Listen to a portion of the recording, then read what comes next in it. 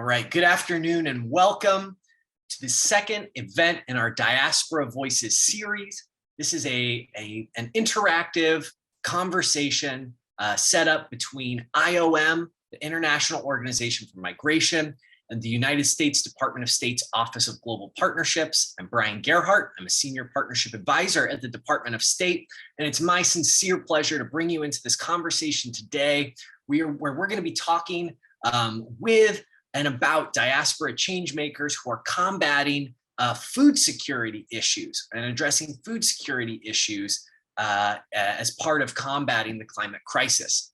So I don't want to take up too much of your time, but I do want to say thank you so much for attending. We'll have a recording of this event made available after we wrap today. So please be sure to check it out, share it with colleagues who might be interested on the conversations that are happening today.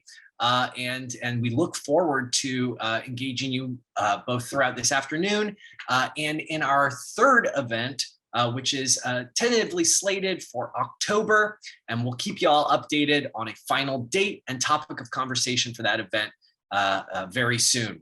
But for now, without further ado, it's my sincere pleasure to introduce the Principal Deputy Assistant Secretary for the Bureau of Population, Refugees, and Migration at the U.S. Department of State, Marta Costanzo Youth. Thanks so much, Brian. And thanks so much for including the Bureau of Population, Refugees, and Migration in this second Diaspora Voices event. Ahead of Special Envoy Fowler's more in-depth remarks on global food security, I'd like to say a few words about how my Bureau, PRM as it's known in its acronym, is factoring climate change into policy, and how the climate crisis factors increasingly in PRM's collaboration and activities with important partners, such as the co-host of this event, IOM. The October 2021 White House report on the impact of climate change on migration is the U.S. government's assessment and analysis of the relationship between the climate crisis and migration and displacement. It also outlines ways to improve access to protection and strengthen migration cooperation. And its recommendations help guide related U.S. policy development, foreign assistance, and diplomatic engagement. It's the product of an interagency effort set forth in an executive order that President Biden signed in February 2021 in the first weeks of his administration. The report recognizes that climate change can undermine food, water, and economic security and exacerbates existing vulnerabilities, be they social, economic, or environmental. These efforts can spur displacement, can threaten the livelihoods of entire communities, and can weaken governments, and in some cases can result in political instability and conflict. This is really a global phenomenon. All over the world, subsistence farmers are finding their ability to feed their families from the land is no longer guaranteed. Herders and pastoralists who for generations have been able to look to the land to provide for them are increasingly vulnerable. In the Western Hemisphere, the World Food Program just recently estimated that in Guatemala alone, 3.5 million Guatemalans, a fifth of the country, is going hungry. In the Middle East and Africa, the prices of key food commodities have risen between 20 and 50% between January and March of this year. These price rises come on top of ongoing climatic impacts like droughts and floods that are already contributing to food insecure conditions. Heightened food prices caused by the war in Ukraine are disproportionately affecting countries dependent on food imports. Food insecurity is a pervasive push factor in the decision to migrate domestically and internationally. It's a matter of survival. Some households can make the decision knowing they will need to endure long migration routes, which can be fraught with peril. Today's Diaspora Voices food security event is useful and timely in the run-up to the 27th Conference of Parties in Egypt later this year. Tackling the climate crisis and the drivers of climate-induced migration are a top priority for the Biden administration.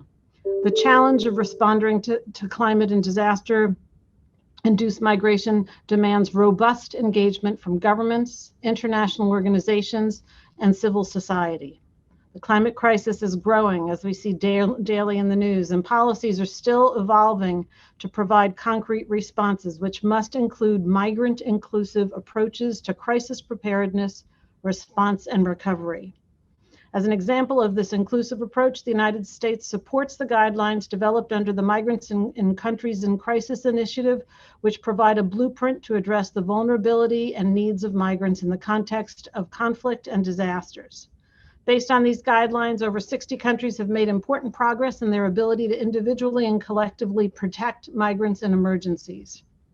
PRM is also working on the Biden-Harris administration's collaborative migration management strategy, which, while focused on the Western Hemisphere, provides a valuable example for a global approach on expanding pathways for safe, legal, and humane migration.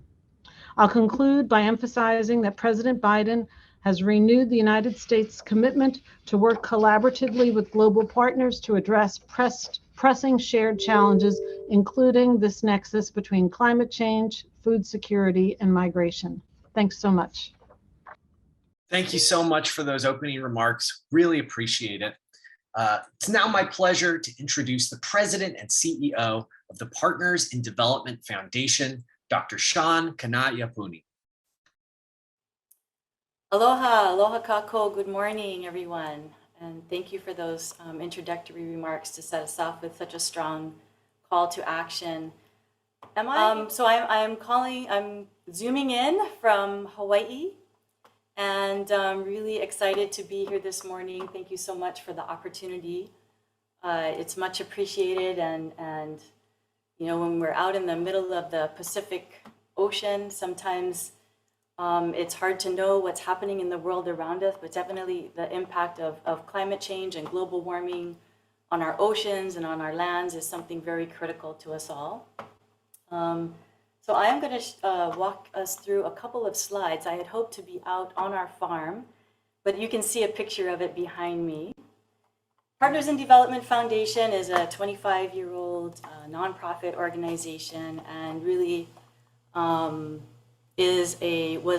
started in 1997 as a call to action by community leaders and grassroots folks who saw the need to be part of answering the call to support families in need, low-income, remote, rural families across the islands of Hawaii who often struggled with significant adversity and basically just needed more champions on their side.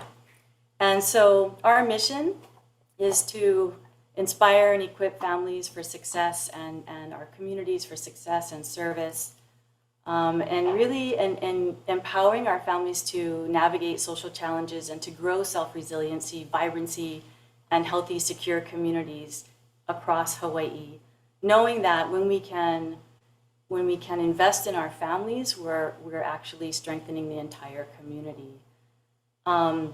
And so we work with young Keikian families in education. We work with foster care youth, adjudicated youth, and essentially economically vulnerable youth and families. Important to that are the food security issues that were just mentioned in the prior speaker's remarks, and as well as working with our families to overcome systematic disparities, race and ethnic inequality, and historical trauma that exists among our Native Hawaiian people and Pacific Islanders as well. And you can see the effects of that in disproportionate rates of our Native Hawaiian and Pacific Islanders in poverty, in educational outcomes and disparities there, in our incarcerated population, in our murdered and disappeared girls and women rates. And it is a significant issue for us to continue fighting. One of the things that is critical in our Hawaiian culture is the relationship between our people and our land. And so the statistics that have been gathered about the resiliency of our and the viability of our future here in Hawaii are fairly alarming, and especially pertinent for our low-income and rural and remote households across Hawaii. where our Native Hawaiian communities tend to be concentrated. Over 85% of Hawaii's food is imported. We have about 100,000 acres of farmland in use in 2019, and the alarming thing there is that that's 22% less than in 2000. Diet-related diseases are quite high and soaring.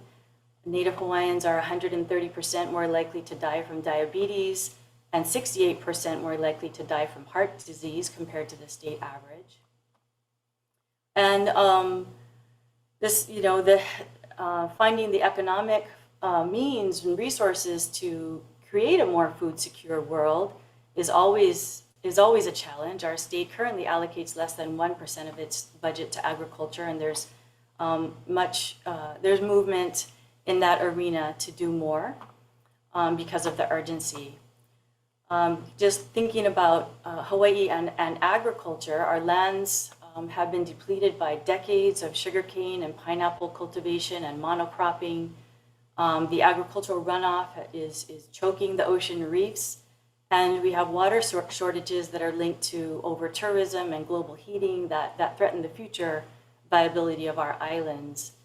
Currently, we're on the forecast to have about 12 million people per year coming into these islands, and we have about 1.4 million people living here. That's a 12-to-1 ratio of visitors to residents, and it creates a lot of stress. In terms of food security and what we grow, there are traditionally, in our ancestral ways, there are three types of farming systems in traditional Hawaiian agriculture. There are the irrigated pond fields known as lo'i, where you see a lot of kalo pictures, like the picture of that kalo the girl in the picture is holding. Dryland agriculture, and then there's rain-fed agroforestry, which are systems of deep forested valleys. There's a recent study, which is really important to know about, looked at agricultural practices prior to Western contact and found that about 6% of Hawaii's land likely produced more than 1 million metric tons of food to feed what was then, before Western contact, the 1.2 million Native Hawaiians living on the islands before 1777. That's 6% of land producing more than 1 million metric tons of food. And so if we were to apply that today, that amount of food would feed about 86% of our state's population. And right now, that's really important knowledge, knowing that ancestral farming practices could feed a whole lot more people and really address the food insecurity issues that are here in our state. So these results showed that our pre-colonial food production would meet today's consumption needs. In contrast, our current active crop and pasture land covers about 3 times more land than it did before 1777, but it only produces about 172,000 metric tons of food through conventional farming methods. So there's a lot to gain from digging into our ancestral knowledge, our ike kupuna, and that was collected over thousands of years here in these islands. And so that traditional ecological knowledge that our indigenous peoples have throughout the world is so critical to our future survival. So I guess building on this knowledge, Kupa'aina, our farm, is a research and demonstration project, and I want to just show you a little bit about that. We use traditional ecological methods. We use our ancestral Native Hawaiian practices. It's a 5-acre farm, and we produced about 4,200 pounds of crops last year on the 5 acres.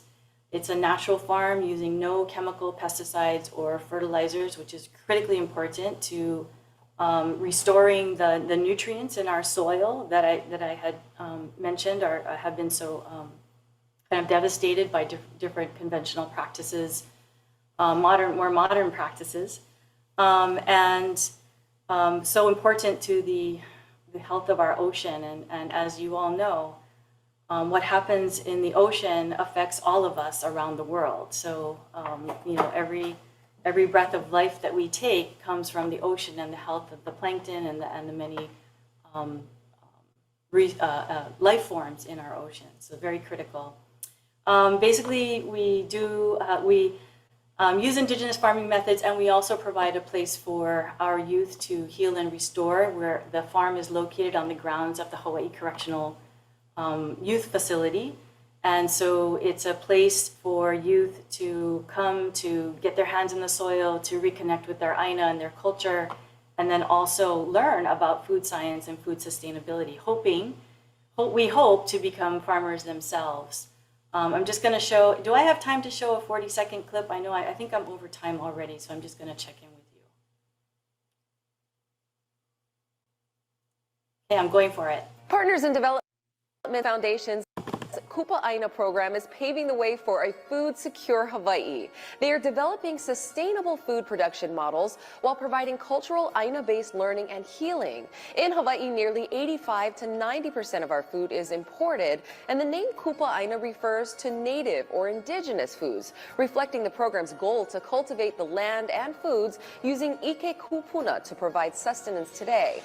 While the use of Aina refers to being native to the land, Aina helps keep the focus on what our kuleana is here. Through Kupa Aina, participants can rediscover the art of feeding their families 100% sustainably, like how Native Hawaiians did, all the while caring for the land. You know, I just think like PID is like a good company and stuff like that too, because they helped me out because I was homeless, and now I'm living in a shelter, and now I'm working full time now, and now I'm just like, you know, like a sponge, just like soaking up all this kind of knowledge and stuff just from working with PID and running this farm called Kupa Aina. So that's a little bit about our work here in Hawaii to restore indigenous farming methods using our ancestral knowledge, and just wanted to share that with you. Thank you so much for the opportunity. Thank you so much. What a perfect intersection of the topic of conversation today and the International Day of World's Indigenous Peoples, which is taking place today. So thank you so much for that presentation. Really appreciate it. Next up, we are going to dive into our panel with three incredible change makers. And so to introduce them, I'd like to introduce Roberto Gil Cancel Comas, the Senior Regional Labor Mobility and Social Inclusion Specialist at IOM. Roberto, take it away. Thank you, Brian. It's a pleasure to be with you today. And it is with great pleasure that I'm able to introduce and moderate this very interesting panel with really exceptional talents that have a depth of experience in this topic. Today on the panel, we have Dr. Esther Ngubi, Dr. Kiroba Krishnaswami, sorry for that, and Manuel Hernandez. Each, if you could please turn on your video, and we'll have 1 minute to introduce yourself to the audience. And we'll start with Dr. Esther. Good afternoon, good morning, good evening. Thank you everyone for coming in for our panel. I am Esther Ngumbi. I'm an assistant professor of entomology and African American studies at the University of Illinois at Urbana-Champaign. I'm also a senior fellow, Aspen Institute, New Voices, Food Security. I'm originally from Kenya, and it's a wonderful privilege to be part of this panel. Thank you. Thank you, Dr. Esther. Now I'd like to pass the word to Dr. Kiroba. Good day, everyone. I'm Kiroba Krishnaswami. I'm from Chennai in India. It's also called Madras. It's in the coastal regions along Bay of Bengal. So, and I did my undergraduate in Coimbatore. That's where I was introduced to food security. And then that led to a scholarship, Commonwealth Scholarship, to go to McGill University, Canada, to do my master's and PhD. Then I did my postdoc in food fortification at University of Toronto. And now I'm here at the University of Missouri in the Midwest. And our area of research is in sustainable food systems engineering. Happy to be on this panel. Thank you. Thank you so much, and we're happy to have you. Now I'd like to pass the word on to Manuel Hernandez. Please, you have 1 minute to introduce yourself. Good afternoon, and thank you for the invitation to participate as a panelist in this event. My name is Manuel Hernandez, and I am a senior research fellow at the International Food Policy Research Institute in Washington, D.C. I am an economist. I did my undergrad in Lima, Peru, my home country, and my PhD in economics at Texas A&M University. I have had the opportunity to work on different development projects in Latin America, Africa, and Asia linked to the functioning of agricultural input markets. And in particular, over the past few years at IFPRI, I have had the chance to work in Central America, especially in Guatemala and Honduras, on monitoring and evaluation programs and interventions linked to poverty reduction and improving food security and nutrition, as well as on projects to monitor and better understand migration patterns in the region. Thank you. Thank you, Manuel. It's a pleasure to have you here. I think we're going to have a very exciting panel with all this breadth and depth of experience and knowledge.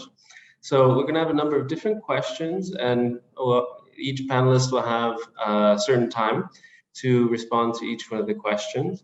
I'll be playing the following sound when the time for response is over. So if you hear this, know that the time is up, and if you could close your responses at that time, it'd be much appreciated to make sure that we have time to go through all the interesting questions that we have lined up. So the first question is open to all three panelists. You each have 2 minutes to respond. And the question is this: how is climate change affecting food security and agriculture? And how can agriculture be more sustainable? I know it's very broad, but if you can be very succinct to the point in 2 minutes, I appreciate that. And we'll first turn to Esther for your response. Thank you once again. So it is clear that climate change is one of the existential threats that we have at the moment. And how does it affect Africa and agriculture? So as I said, I'm a Kenyan. I was born in Kenya. I am an African. And over 70% of African farmers are heavily dependent on agriculture as a source of livelihood.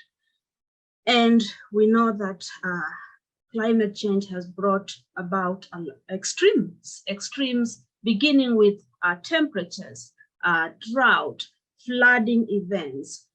What this does is it affects crops. And again, as I said, many of the African farmers are dependent on agriculture. So when extremes like drought happen, it affects, first of all, the quality and quantity of the food.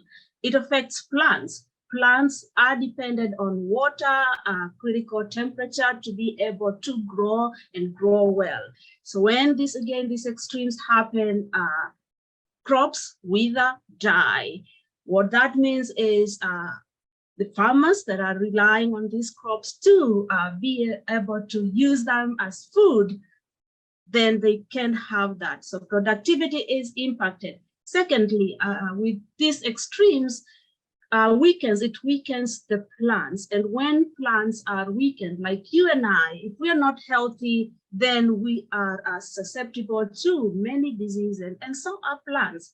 When drought temperatures have weakened their immunity, have weakened their ability to defend themselves against other plant diseases, insects, then they become very vulnerable. And then as a result, we have insect pests, for example, further compounding the effects of already climate change. So there are multiple ways with which climate change is impacting agriculture. And in a continent where people are relying on rain-fed agriculture, the technologies that are available to farmers are not affordable. Again, unlike the developed world where we have drip irrigation, for example, a lot of farmers are still relying on the rains to come. When they don't make it, again, they cannot have the yields that they are expecting. So that's how climate change is impacting agriculture. It's also impacting the soil. Soil health is also important. It's a critical component of healthy crops. The soils are ready and fertile. And so without healthy soils, we have weak crops. Weak crops, then they are facing extreme heats, further weakening the ability to grow, and consequently, in the end, reduced yields. Yes, I'm still hopeful that agriculture can actually be a way to deal with climate change. When we plant crops that, for example, are indigenous to the climate, so they're able to resist these extremes. Secondly, when we go to natural ways, including using natural soil microbes, for example, planting crops that have already, people that have grown these crops, they have a lot of wealth and of knowledge that they can use to understand how do we change our cropping patterns to make sure that plants can be able to also grow well. So I think there's going to be multiple sources or levels of turning back to agriculture to help also survive or strengthen agriculture to ensure that crops and are resilient against climate change. And I will pass it on to my co-panelist, Kiroba. So. Thank you very much, Dr. Esther. Please, Kiroba, your inputs. Yeah. Thank you, Esther, for capturing some beautiful points. My first encounter with climate change happened in 2004 when the Indian Ocean tsunami and the earthquake happened. So that's when I experienced, like I could see how a city, my hometown, was engulfed in water.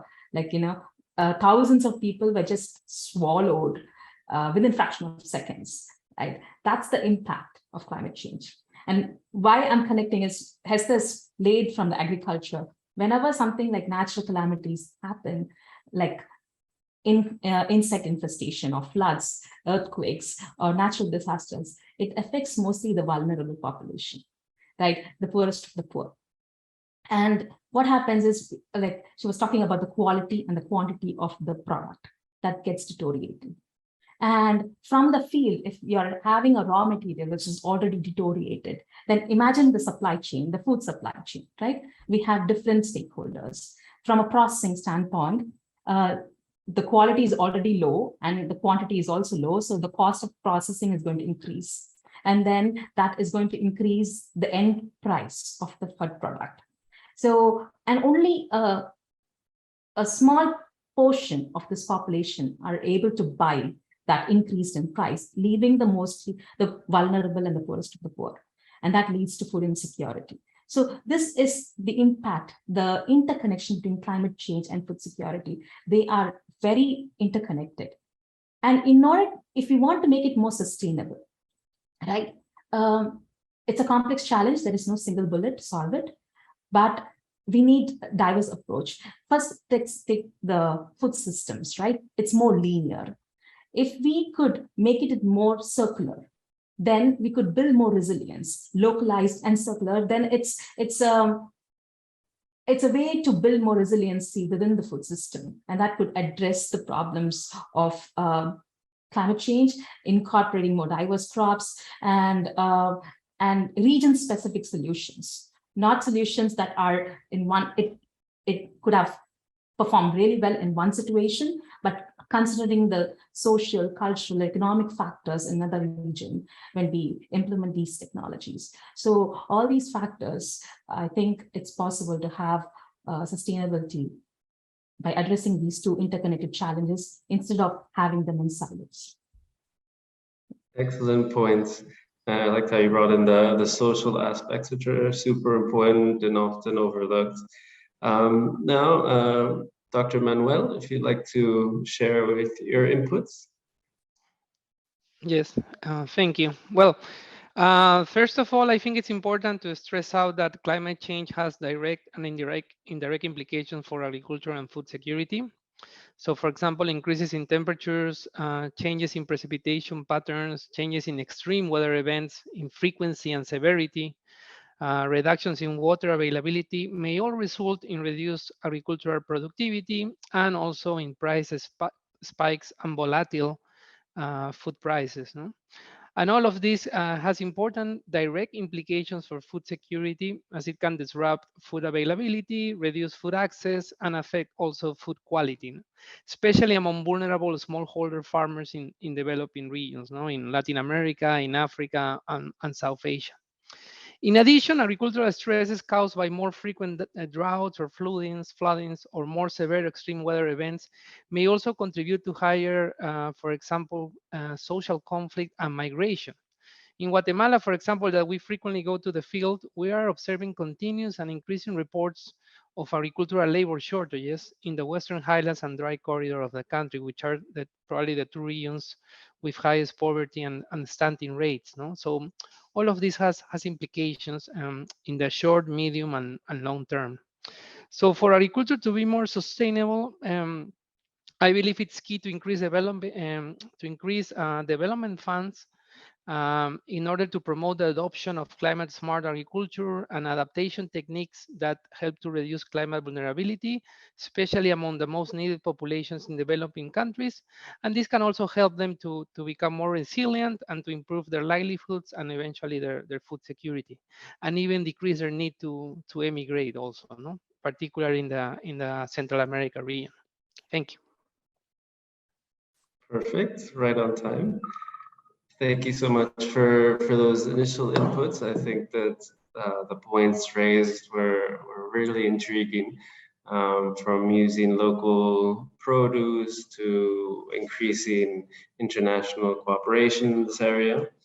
Now I have a question specifically for Dr. Kiroba. You'll have 4 minutes to answer this question, and it goes as such. Developments in technology and food science are being touted as a method of reducing food insecurity. What kind of technologies are you applying here in your country of origin to reduce world hunger? Dr. Kiroba? Thank you for that question. So I will share with an example. So I'm going to talk about a project that we were involved. It's the Fortification of Food project. And this happened in India. And what we were doing is we were fortifying salt with iron and iodine. You might ask why iron? Because iron deficiency anemia affects more than 50% of women in India. So if you meet 2 Indian women, 1 person is predominant, might be anemic. And 70% of children are also anemic. And that's the highest record in the world, right? So we have this problem, a health problem. And then how are we going to address? We were using food as a vehicle. So we use salt because salt is consumed irrespective of their economic status, gender, caste, and so many other cultural factors. So we were able to develop this technology, like develop the technology in Canada. But why I'm saying this particular example is because this gives the power of transdisciplinary teams, how multiple stakeholders can come together to solve a problem. So researchers, we were able to come up with a solution, but then we had to scale it up. So we partnered, and it's a team, it's a multidisciplinary team, partnered with industries in India, like in Jaipur, the premix manufacturers, then the salt producers in different states. So then, and it was then, so we had the researchers, the industries, then we had the NGOs, the Tata Trust, the Gates Foundation, GAIN, the Global Alliance for Improved Nutrition. So they all came together to take this intervention so it can reach people. And along policy, it's so important because if the policy is not in place, then the technology cannot reach the people, right? So policymakers, the state governments, the central governments, USAID. So there were so many stakeholders who came together to solve this problem of iron deficiency anemia among women and children. So, and also another key factors is the frontline workers, the self-help groups, the women who were going home to home to say about the importance of this food fortification program.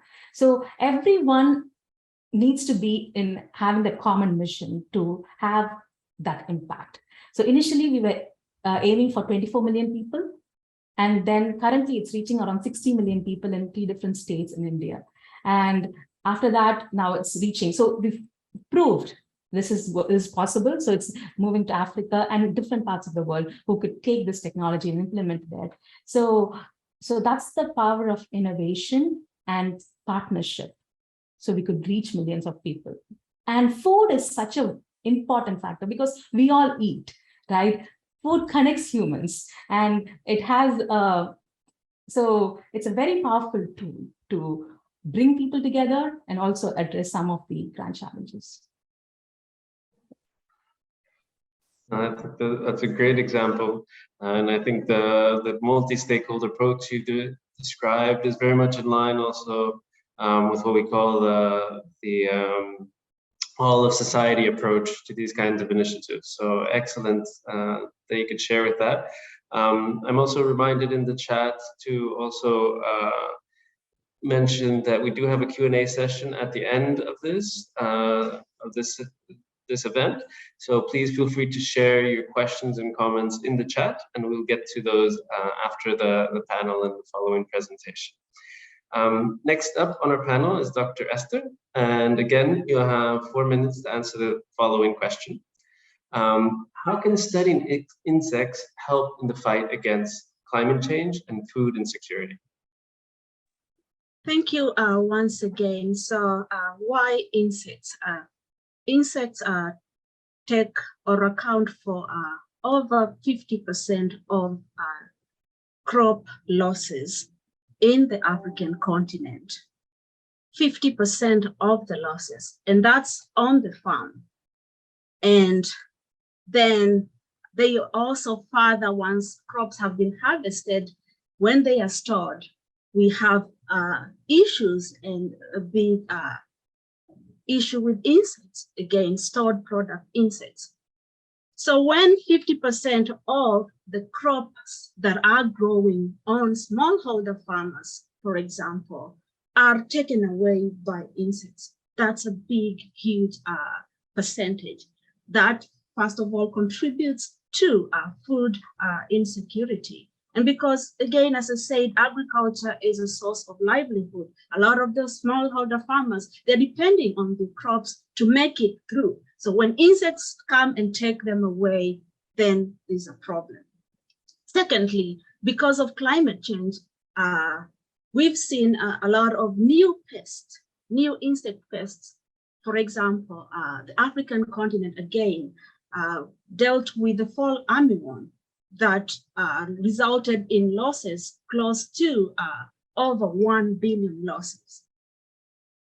And because it was a new pest, invasive pest, at that point, farmers did not know what to do. And again, because of climate change, the insects having invaded a new place, farmers not knowing what to do, then that further increases the severity and losses associated with insect pests. That's why entomology and insects, understanding the insects, strengthening farmers' ability to control, and also strengthening countries' ability to, first of all, be ready, or to have databases that create inventory of, okay, these insects have been tracked in Ethiopia, for example, in Somalia, they may be headed to Kenya. So I talked about fall armyworm. There's a locust that we all remember how and it's still an issue across the African continent. And before the fall armyworm was Tuta absoluta. So Africa has seen these waves of increased insect pest attack. And this is going only to worsen, because we know with climate change, it's opening up new niches or new grounds or territories of insects, of crops for the insects too. And again, as a new pest, as a new pest in the area, nobody knows what to do. That further worsens the losses that are associated. And again, I've talked about how flooding and drought further weakens the plants' ability to defend themselves. So when already the plants are weak, they become a downfall for other insects and many other insects. As a result, again, crop yields are impacted, and that has a direct impact on food security.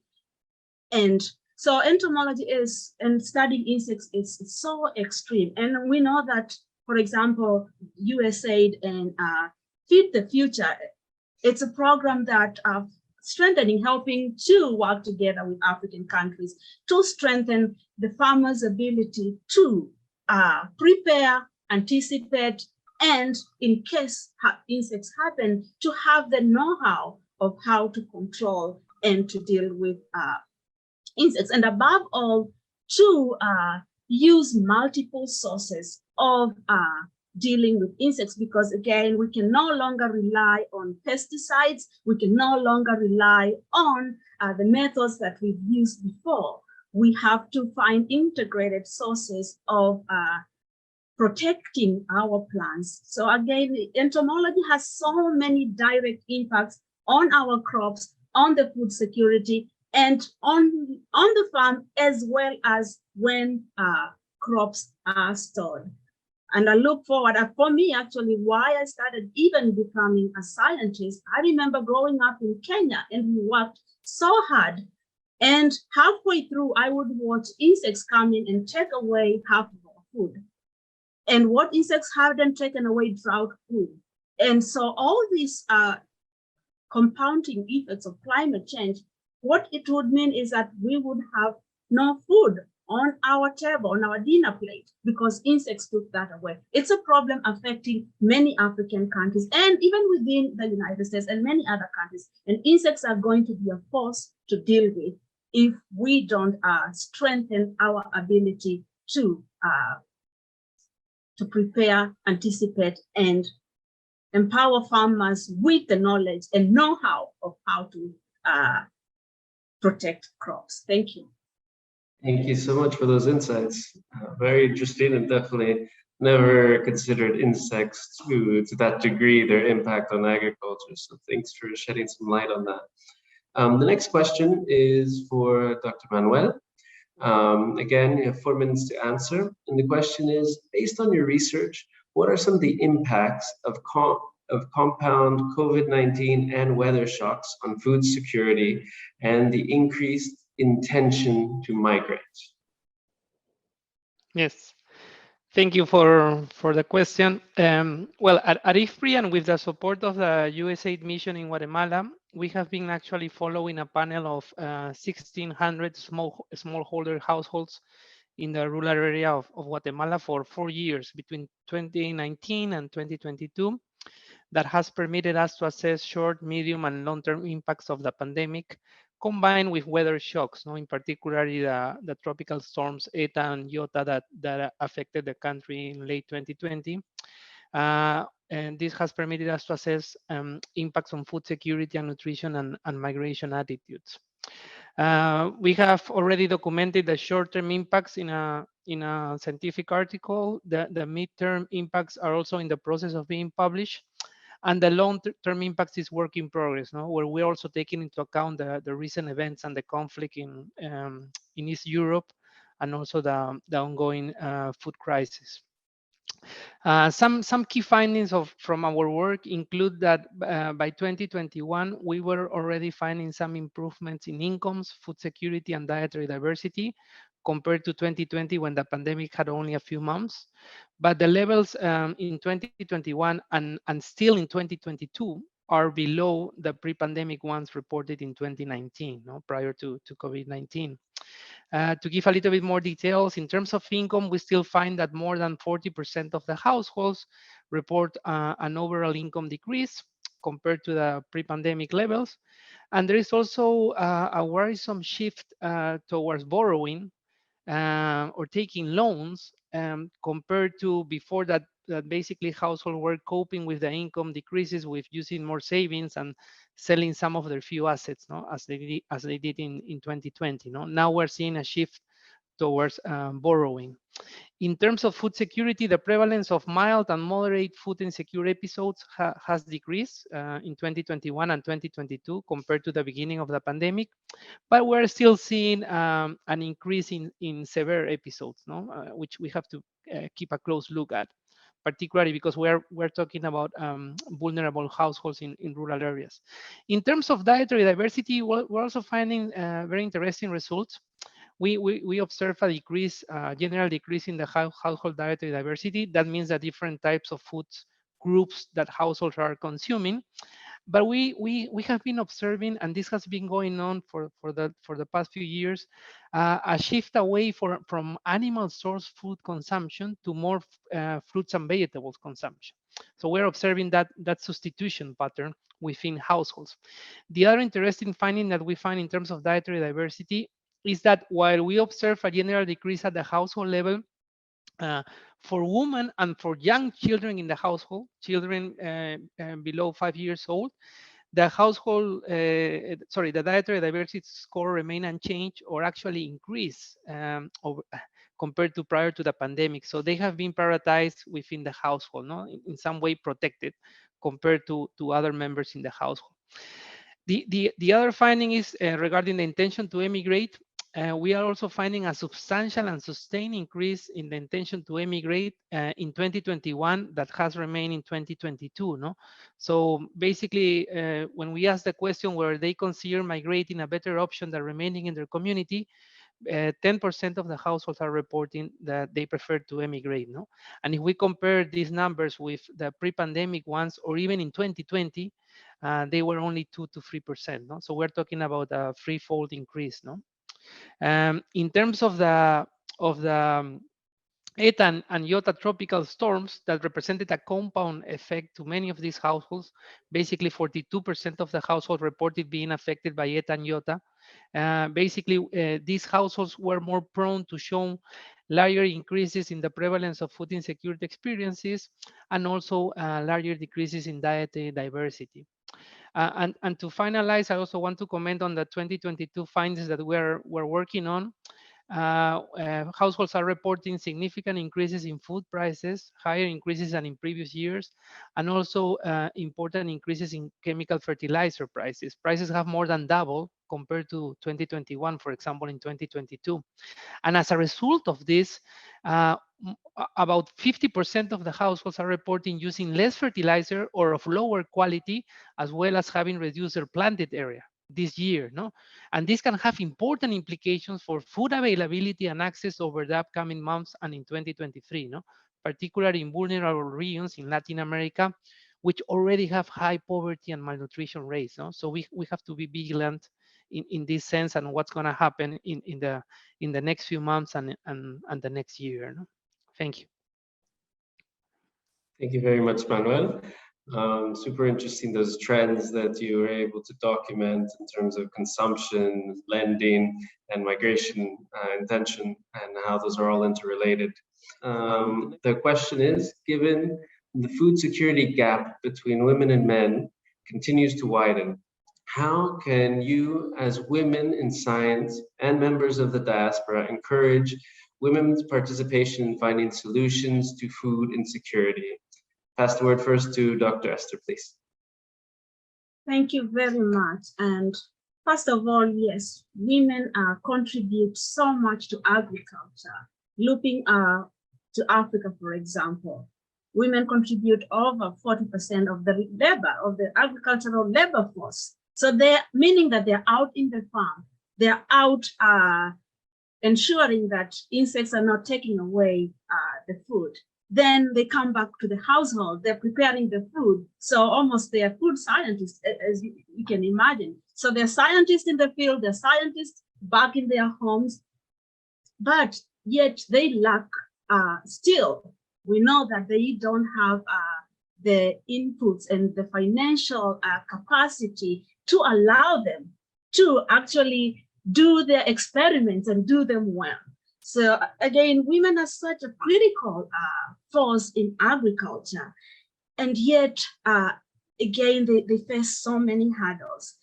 And because of that, we still, as we go through the pipeline also of education, leave alone agriculture, we lose so many, and we end up having such a men field labor force in once we go higher up the hierarchies or scientists and everything. So I think women, they really have such a powerful presence that can be utilized, that can be empowered, so that we unleash their potential, we unleash the ability to ensure that agriculture delivers, that agriculture becomes a powerful tool to fight climate change. Agriculture becomes a powerful tool to ensure that food security is met. So I think here we have such an untapped potential.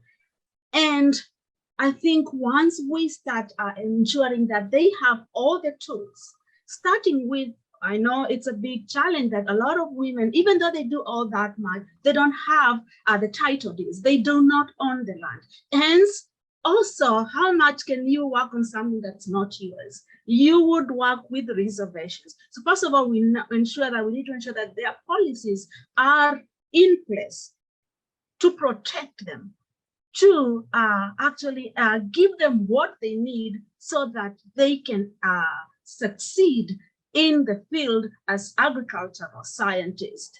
And so again, I'd like to ensure that we empower them some more, and we facilitate the knowledge transfer.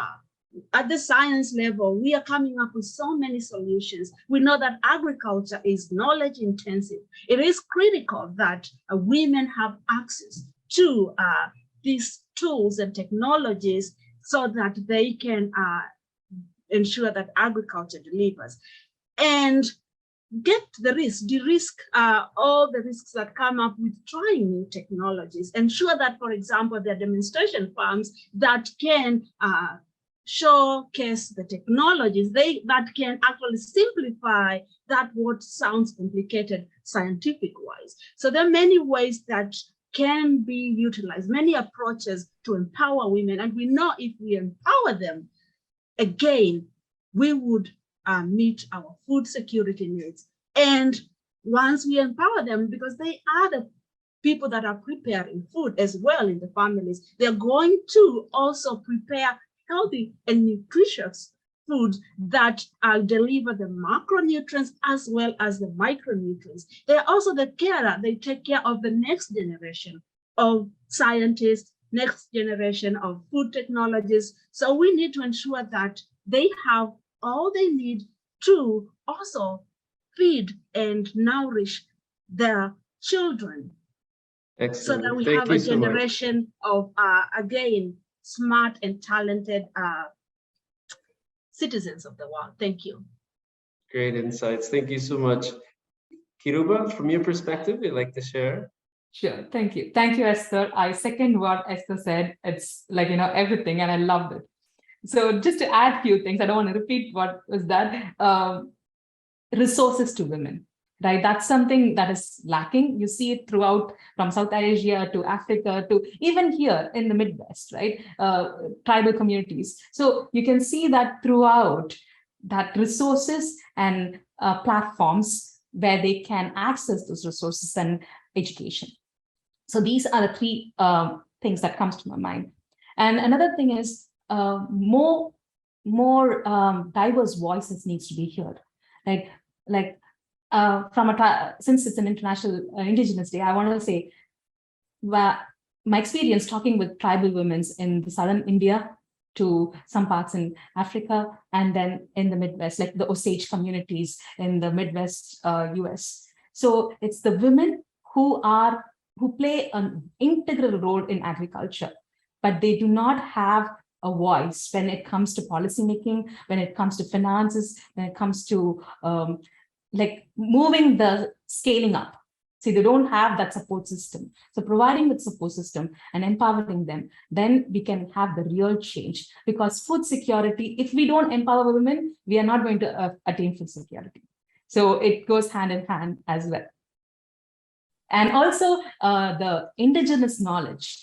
Like, women, elderly women of indigenous community, they are storehouse of knowledge that's been carried with them for thousands and thousands of years. Listening to them, that is so important. And there is a wisdom. We need to connect the modern sciences with the traditional wisdoms and kind to have a collaborative or a complementary approaches so we could use the best of both worlds to solve the problems. Excellent. Having that platform and that empowerment, I think, is crucial. I think you both touched on that and highlighted that very importantly. Great to hear both of those inputs and perspectives. So we come to the last question of this panel. So I'll ask you each to limit your responses to 1.5 minutes. And the question is open to all three. So the question is, are you hopeful that we will live in a world without hunger? And what are the 3 key steps we need to achieve this? I know it's a lot for 1 minute, but we ask you to be as succinct as possible. Dr. Esther, would you like to go first? Thank you very much. Yes, I'm hopeful. But how do we get there? First, it is extremely important to find solutions to climate change. As we've discussed, climate change is the threat of our times. It is threatening agriculture, the source of livelihood upon which millions are banking upon. We must find innovations that are accessible to those that need it. And those innovations, we must include them. We cannot develop solutions in the ivory tower without inclusive or being inclusive. We must include and actually treasure that knowledge. Secondly, we must bring everybody, and this panel was Diaspora Voices. We must think of diaspora beyond their financial remittances. Diaspora voices bring the intellectual capacity to solve some of these problems. Intellectual, financial, social, and so much capacity to work together. So we must incorporate and view diaspora voices as important stakeholder partners that must be in the table of all the development talks that happen. They must be there because we love so much our countries. We want to ensure that food insecurity is not. And finally, women, we must ensure we have and support women so that they can deliver and allow us to nourish children, nourish our societies. Thank you. Thank you so much for those points. Excellent. Now pass the word on to Dr. Kiroba. Would you like to share your thoughts? Sure. I am hopeful, and I second what Esther said, everything. And to add to the diaspora voices, because it's so interesting that diasporas, they have a living experience in multiple countries, so they can understand the cultural nuances, the social nuances, and they could be a key bridge, ambassadors for connecting those dots to address those problems and identify those innovations that could have a real impact. So I'm so glad that IM and USDOS has brought so many speakers and given us a platform. This is what we need. And if we could amplify this, get more voices heard, then it could create that change. And also the youth engagement. For the past few years, we've seen amazing momentum among youth regarding climate change and food and all these grand challenges. So in order to nurture that momentum, we need to take action-oriented steps and also provide support so that they can take it forward, because they are the future. Right? If we don't empower them, then it's going to be, so that's a big opportunity that we have. Another thing is having more global platforms to interact, to partner, and to exchange ideas and learn from experiences, because not a single country or an organization can solve it. It needs to be globally partnership and as well as collectively. That's when we can address these grand global challenges. And I'm sure it's possible to have a zero hunger world where every child has access to safe and nutritious food, and it's possible. Thank you so much for those suggestions and that call for greater collaboration. I think that's very well received, and that's why we're here. Lastly, I would like to pass the word to Dr. Manuel. Would you like to share your insights on the question? Yes, thank you. Thank you for the question. Yes, I'm also hopeful that we will eventually live in a world without hunger. It is also part of IFPRI's vision, a world free of hunger and malnutrition. And our mission is to provide research-based policy solutions that sustainably reduce poverty and end hunger and malnutrition in the world.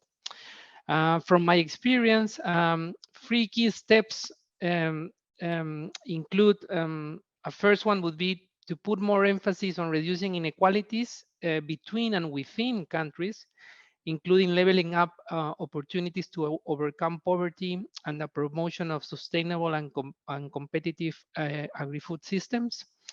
A second key step is continue closing the gender gaps in developing countries and in rural areas, as Esther and Kiroba have already stressed out. I will put particular emphasis on education opportunities. And the third key step is finding more ways to better complement efforts among different public and private actors working on food security and nutrition in developing countries, to have more impact and optimize the use of already scarce resources. From my own experience, what I see in the countries we work on is typically that you see the international cooperation, the public sector, the social society, they are working on different areas, but typically they don't necessarily coordinate their actions or complement their actions. So I think putting more effort on these complementarities is key also to achieve a world without hunger. Thank you. Thank you so much, Dr. Manuel, for those points. And thank you again to all our panelists for this really engaging exchange. I hope you'll all be staying with us. As I mentioned before, we'll have the Q&A, and we already have a number of questions in the chat for you all. So we're going to have a couple of presentations, and then we'll be coming back to you with those questions. Thank you, and look forward to talking some more in a bit. Thank you, Roberto, and thank you so much to all of our panelists. That was a phenomenal discussion. I want to pass the mic now to our incredible partner at IOM, Abigail Marstella. Abigail, are you on the line?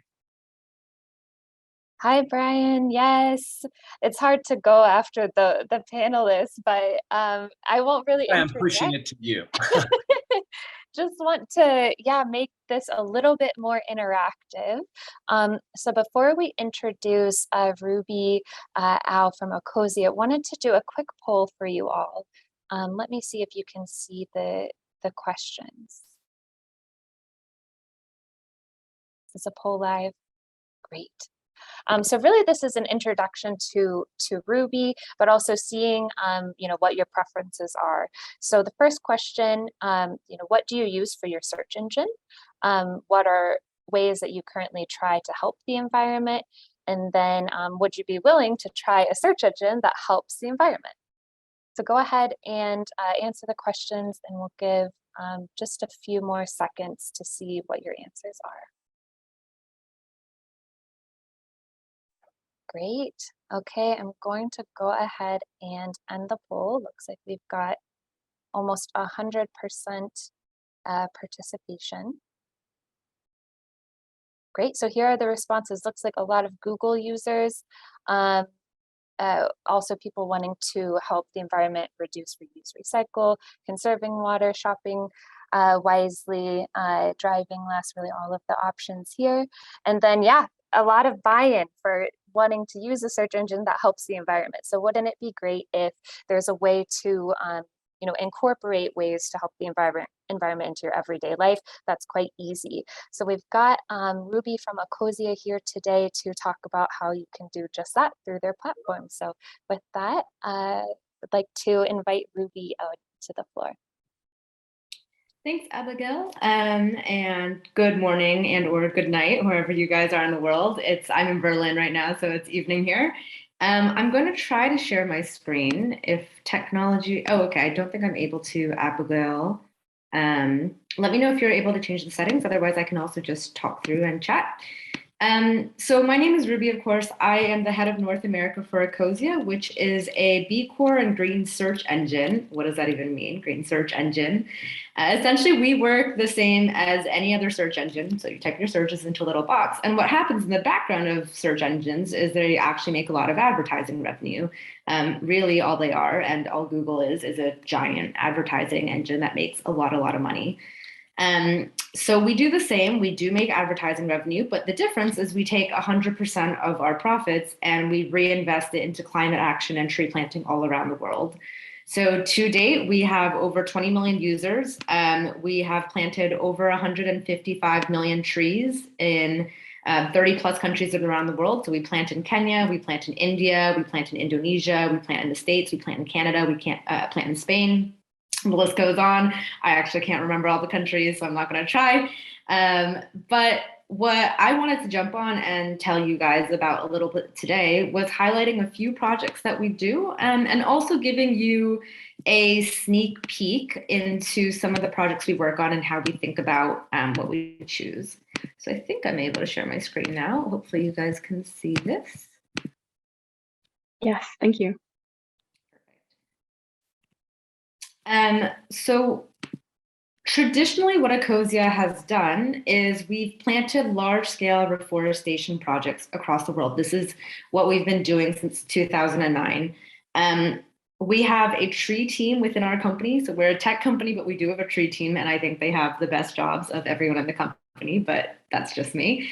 And these people on the tree team, they actually go and work almost as an investment team. They'll go out and look for projects that plant at the scale and the criteria that we look for. So we don't plant monocultures.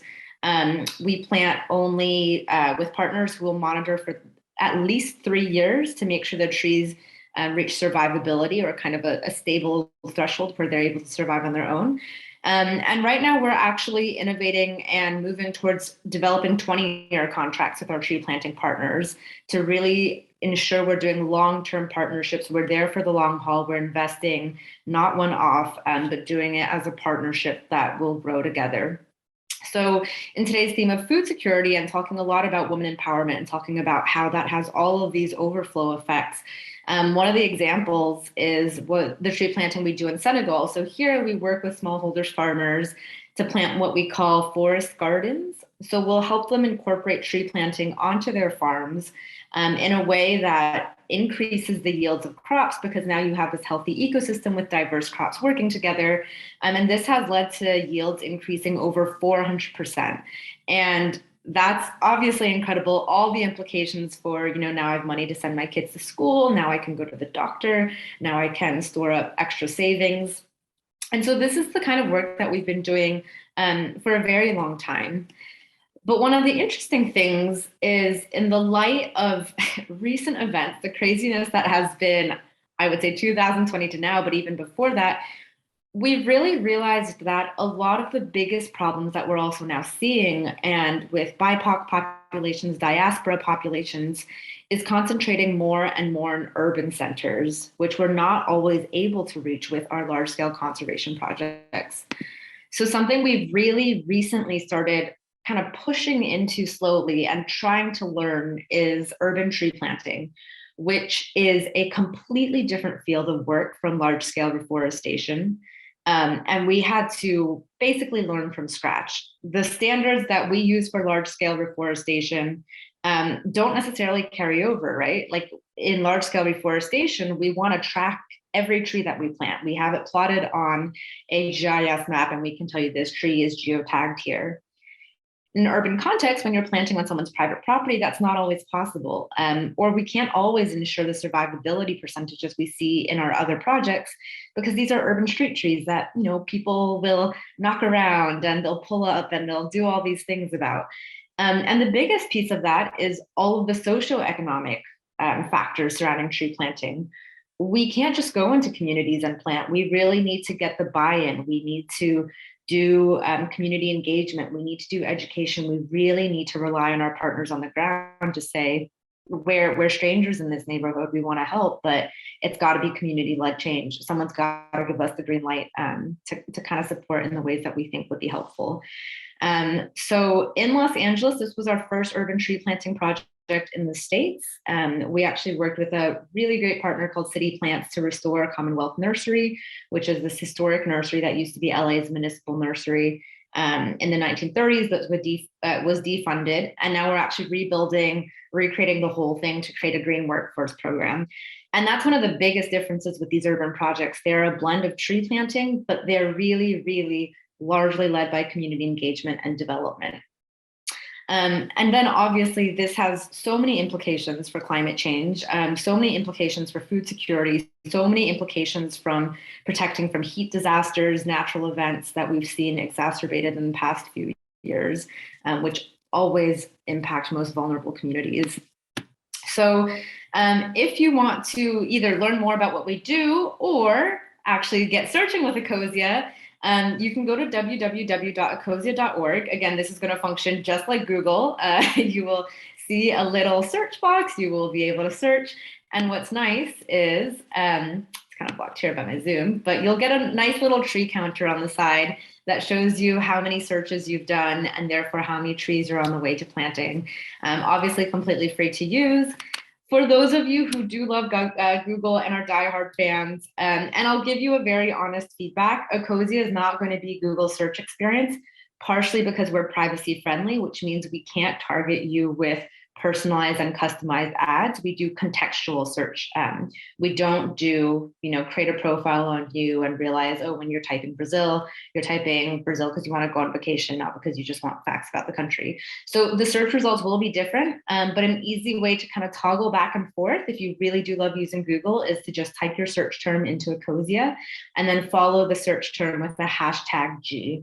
And that's an easy way you can make Ecosia your search engine, but then still switch to Google if you're used to those results or are looking for something that you didn't feel like you could find on Ecosia. So that's pretty much it. Just a nice little way to wrap up an easy and free way to take climate action wherever you are.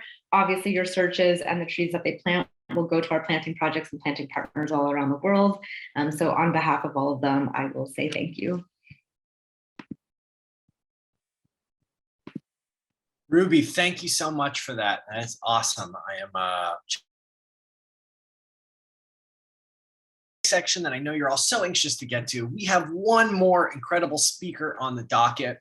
It is a real pleasure to introduce the Special Envoy for Global Food Security at the U.S. Department of State, Dr. Carrie Fowler. So Dr. Fowler, please take it away, and thank you so much for joining us. No, thank you, Brian. Thanks for kicking us off this morning or this afternoon or this evening, wherever you are. And thank you to Roberto for such smooth and I would say kind moderating, to our Principal Deputy Assistant Secretary, Marta here at the State Department. I hope she's still with us. And actually to all the speakers, but particularly to our panelists who were just amazing. And a special thank you to the Office of Global Partnerships and to my friends, Special Representative Dorothy McAuliffe, who I think is with us today. One of the things that makes the current food crisis unique, I think, is that there's so many causes behind it. We can point to, of course, the conflicts around the world. The majority of people who are experiencing food insecurity now are living in conflict zones. So whether that's the Horn of Africa, Yemen, the Sahel, other places in the world, this is a huge problem, obviously, and exacerbated most recently by the tragic and totally avoidable war in Ukraine. But there are other causes, and our panelists highlighted those. First, obviously, COVID has created labor shortages and supply chain shortages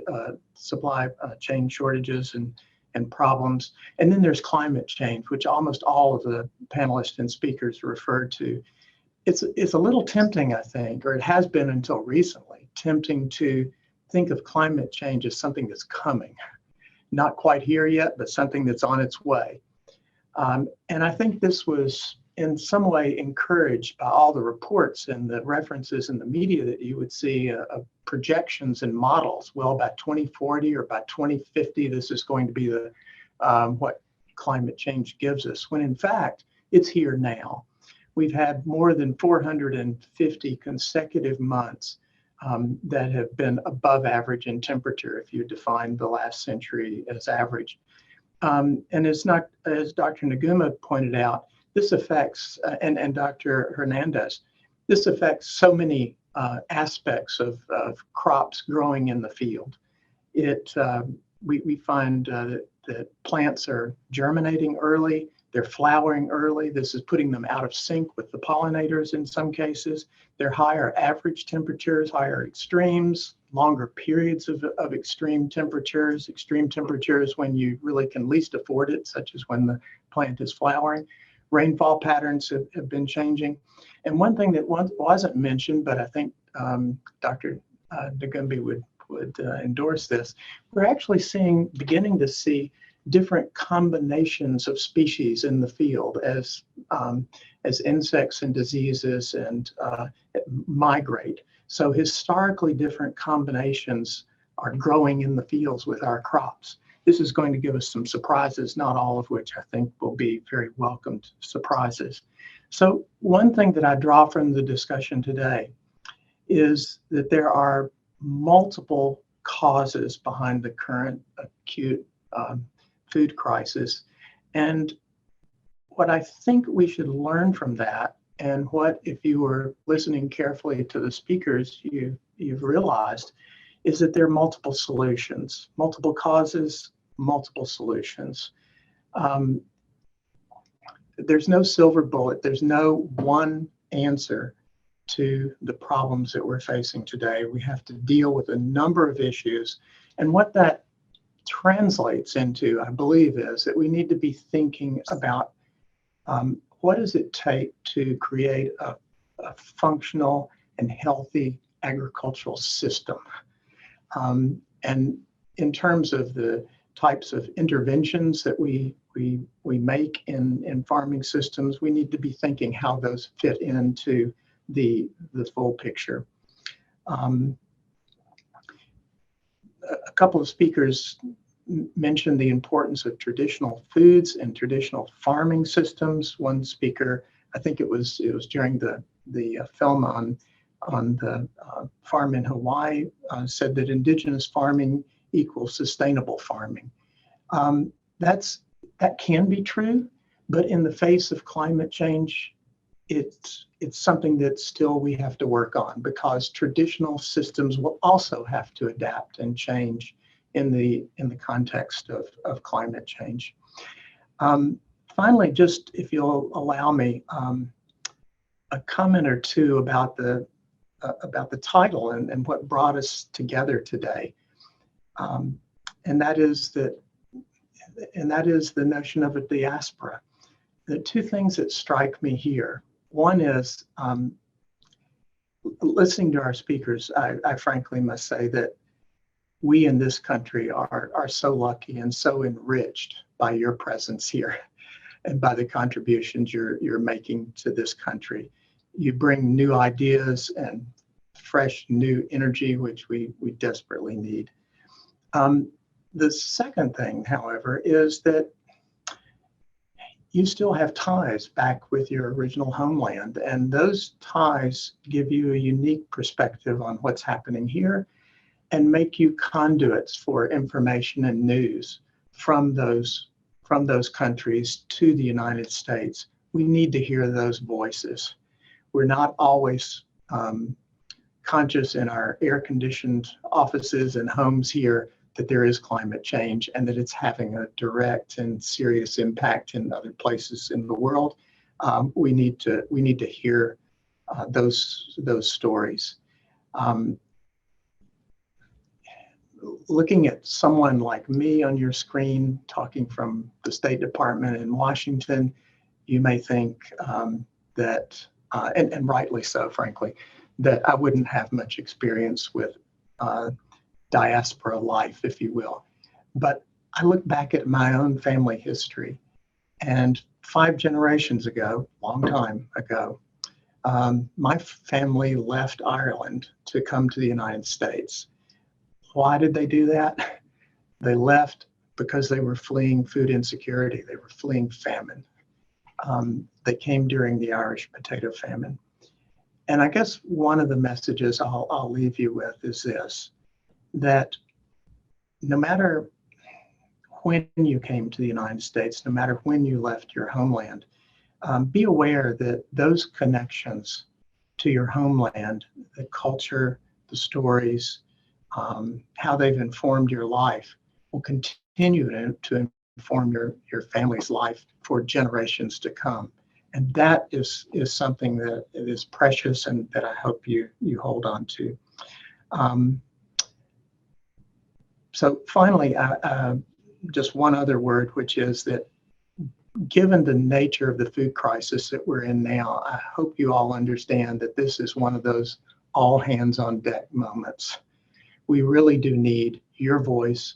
We need the voice of NGOs, of civil society. We need the voice of charities, of the private sector, of governments.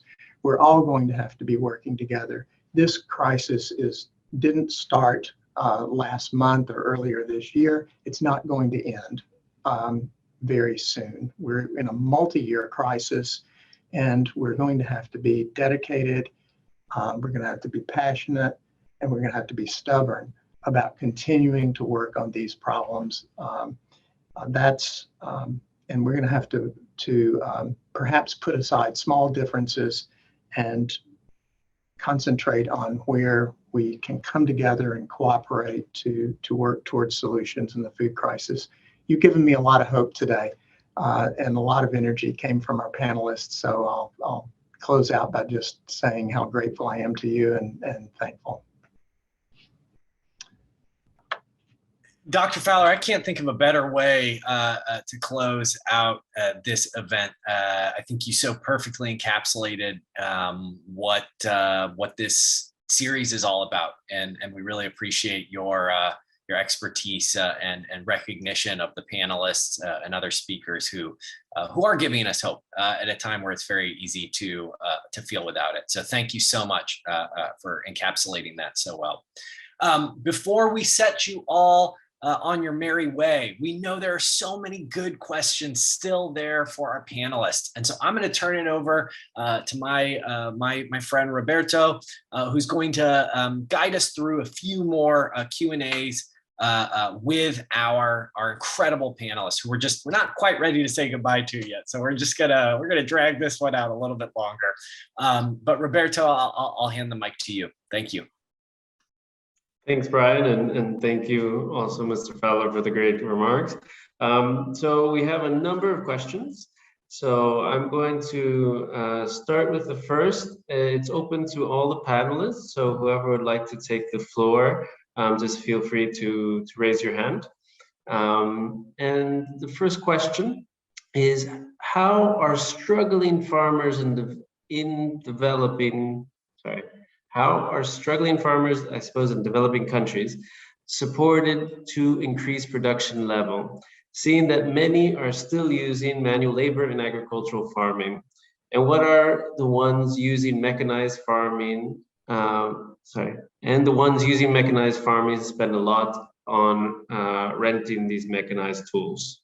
So a bit about how we can improve farming production for small scale farmers that are struggling in this sort of new economic regime we have. Any volunteers? I think I will take part of it. And indeed, thanks for that question that brings about something that we did not talk about, mechanizing agriculture, which is a big challenge. And I grew up on the farm in Kenya, and believe you me, why I did not sometimes want to go back to the farm, it's the labor that's involved. It's so manual. And for those reasons, we cannot even sell agriculture to our youth, leave alone women. And because, well, it's not sexy. I've already been spoiled by working in a lab where I have air conditioning, but think of myself, I grew up on the farm, so I know the challenges. Indeed, that's a big challenge of agriculture. If we had to make agriculture resilient, we have to innovate. So smart farming practices. We have to move away from the manual form of agriculture. And again, after you toil so hard and with climate change, that takes away everything.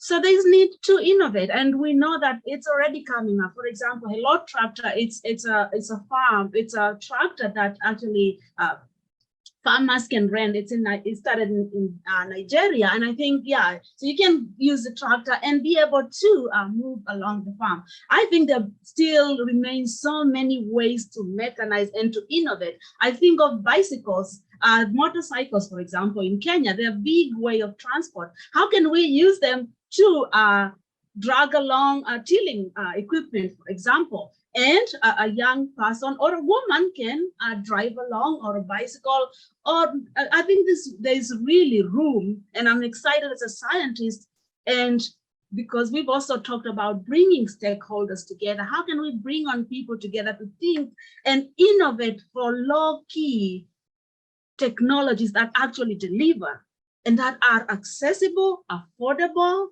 and that are not rocket science? Let's face the reality. A lot of the smallholder farmers, they still, they're not learning from English. And so when we bring technology and put all this programming language, we have to be mindful that if we want these technologies to scale up, to be used, to be adopted, and to actually help solve the challenge, we will innovate with them and allow the collaboration, working with the farmers so that they lead the way with the tools that they can afford.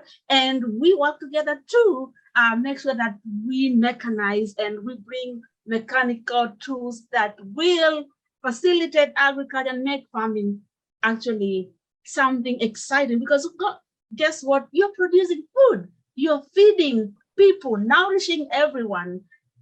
So I think there's much more exciting stuff to do. And I'm sorry I got excited to talk about. No, your excitement is contagious, so it's very welcome.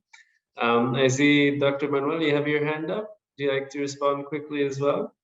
Yes, I will be brief because I think we're also in the interest of time.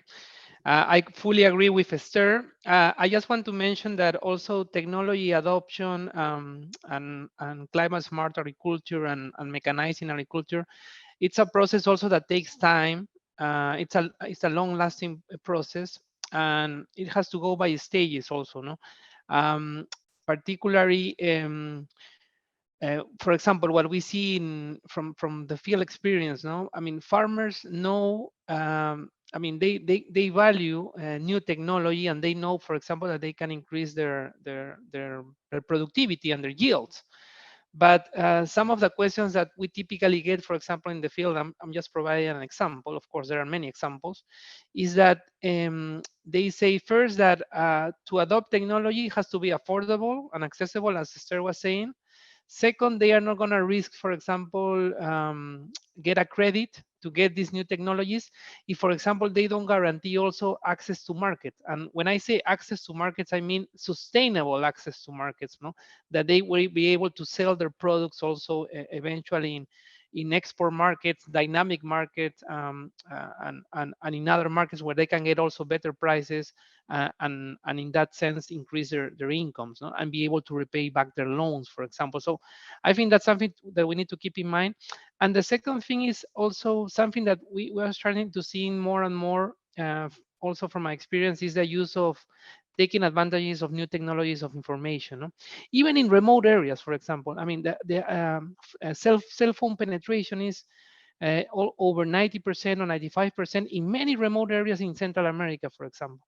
So the use of cell phones can be also very important, for example, to give them a phone call, in terms of the weather, prices, market information systems. That can also help, no? So I say it's a process, it's a combination of interventions, but this has to go one step at a time. Thank you. Thank you for those additional inputs. Dr. Kiroba, I'm happy to hear your inputs on that question. I'd also like you to respond to the second question, if that's okay.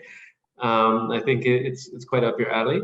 The second question, and it is sort of following up, I think, on the previous as well. Do diaspora communities assist smallholder farmers in their countries of origin, and how? Okay. So maybe you can combine your answer to both. Thank you. Thank you for both the questions. Like, when we are talking about smallholder farmers, we need to think about the size of the farm and connecting back to the mechanization, right? We need to customize the mechanism, because when a machinery is developed, like say, for example, in the US, we have like a large size of bee farms, but in a developing country, the size is different. So the equipment that is designed for a larger system might not perform well in a small scale system. So that is a challenge, but it actually is an opportunity for innovation. How can we take that and customize it so a small scale farmer can adapt it and use it? And also when we are customizing, we have to be cognizant that women play a key role in agriculture in the developing countries. So when we customize it, how are we making it user-friendly for a woman to operate? Like, when the designing equipment, the handles cannot be like 6 or 5 feet tall. We need to keep it as like 4 feet so they can open the system and work with this. And training, how can they use it? And if something goes wrong, know how to fix it, because they do not have the resources to go and fix these equipments as well, right? So when you are thinking of innovation or mechanization, it's not only giving that support, but also having the support systems, though that can be used and it's more sustainable. And also when we are thinking about mechanization in the farms, there's a lot of opportunities for developing systems that can prevent food loss and food waste, because around 40%, Manuel was saying, people are shifting more towards fruits and vegetable consumption, right? But 40% of fruits and vegetables consumed goes as waste. That's annually. That is 1/3 of the global production of fruits, because they are very perishable, right? So, and most of them happens in the farm. Because the harvest season, you have the lean season, like the surplus season and the lean season, where you have a lot of produce and less. So how do we develop systems that can prevent that food loss on the farm? And that in turn can be stored and provided as food resources that can nourish the family. So thinking it more in a systems level can address this problem. Thank you, Dr. Kiroba. Would you like to address the question about how diasporas contribute to smallholder farmers as well? Yes. Yeah, thanks. Diasporas contribute because a person from, for example, India, Southern India, I understand the context. What is an acre? How much? What is the geographical location? What are the cultural nuances? Like, women in that communities, will they, if we do this mechanization, will they adapt it? Or so they have those know-hows and connections within the communities. So it'll be easy for Esther to go to Kenya and communicate that message rather than me going and saying. And likewise the same, right? So we have this cultural capital that we can be the connecting dots between this innovation and the knowledge transfer, and also learning from them. It's both co-creating. It's not one way. It's two ways. So we can create those solutions that are more sustainable. Excellent. Thank you for that point. And thank you for mentioning the concept of cultural capital. For my own, we often talk about the different kinds of capital that diaspora have, and we talk about economic, cultural, social capital, and human capital. And often cultural capital is exactly the one that gets a bit overlooked in these kinds of discussions. So the next question, again, I want to open it up to everybody. And I think it'll be a good point to wrap up on. So this question asks from the perspective of somebody who wants to get involved in the field but doesn't have so much experience. And they say, how can people like myself, not currently in this field, get started and start making an impact? Feel free to raise your hand, whoever would like to go first on this one. or who would like to comment? I know it's not an easy Okay, one. I think, I think Please, first Dr. of all, Esther. food security touches, it's an umbrella that brings every field. So first of all, yeah, your field matters. You're connected, believe you me, somehow to food insecurity, food security. You ate probably breakfast this morning. That you supported, you can be conscious, first of all, to support farmers, and to ensure that you, again, think of spreading the technologies and how you can, even the knowledge that you have, or you have access to internet, you're able to even read about what's going on and digest it in a way that can be useful. So every field is somehow connected.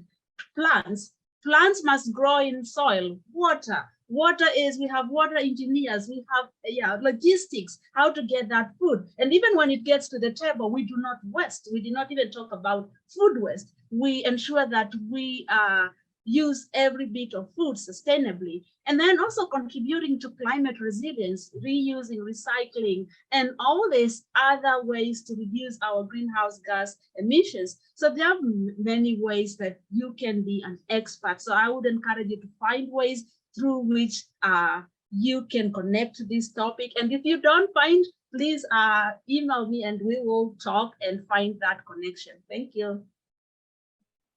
Thank you very much, Dr. Esther. Very inspiring.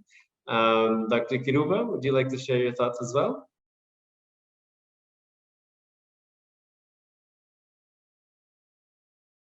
Right. And if you are on this planet and you consume food, you are a stakeholder in the food system, and climate change affects the food system. So you're part of the solution, right? Everyone can contribute as long, and from simple, the purchasing, the power is in your pocket.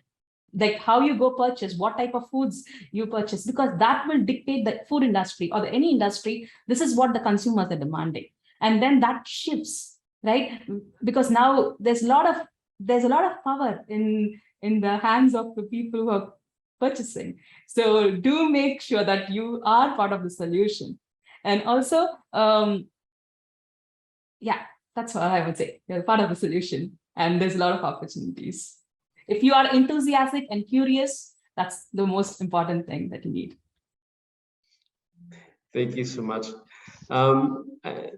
See, Dr. Manuel, please. Sorry, yeah, just to complement on Esther and Kiru, I also fully agree with what they mentioned, and it's totally right. I think a couple of ways to get involved is on the day-to-day. I mean, for example, in terms of paying more attention to what you are consuming, where is this coming from, whether it's collaborating or helping developing countries or rural communities. A clear example, for example, is I will give an example in terms of coffee, for example. No? Coffee has been a sector that has been increasing, and it's increasing and helping a lot of vulnerable communities in many developing countries.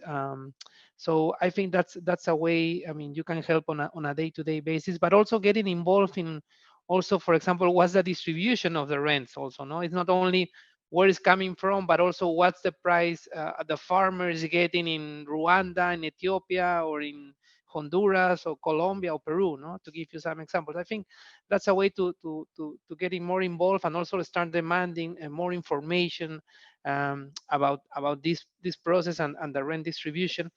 Of course, also there are many initiatives around the world that you can also get involved in those initiatives. And I think also from our side, I think that's something that we also need to keep working a little bit more, is also how to bring the research that we do to make it more simple to understand in maybe in these online platforms, or more events like these events or other events, participate more, so people get more involved, also more aware of these issues, no, that many smallholders face in many developing countries. I think that's also a way that we can also attract more people and become interested in the topic. Thank you. Excellent, Dr. Manuel. And yeah, I think looking to sort of these fair trade products that are more, sustainable and have that equal distribution is actually super important. And as Dr. Kiroba was saying, how do we lead from our pocketbooks, right? And as informed and responsible consumers. I know there were some questions we didn't get to. They were a bit specific to our different panelists. But because of time, we also invite the audience to reach out directly, as Dr. Esther so enthusiastically indicated that she's available for further questions and collaboration. Hopefully the other panelists as well. So please do reach out with any more technical and specific questions to them as well. It's really been a pleasure. Thank you so much to all the panelists and for all the participants for your time. And I pass the word back to Brian for the closing. Once again, a huge thanks to all of our panelists for just bringing this conversation to life in a way that makes it so clear, what we need to do to move forward in these efforts. So thank you so much for your time and energy and work. To Roberto, thank you so much for overseeing and directing the panel and the Q&A portion with such grace. We really appreciate your engagement here. With that, I just want to thank everyone for tuning in today to the second episode of our Diaspora Voices series.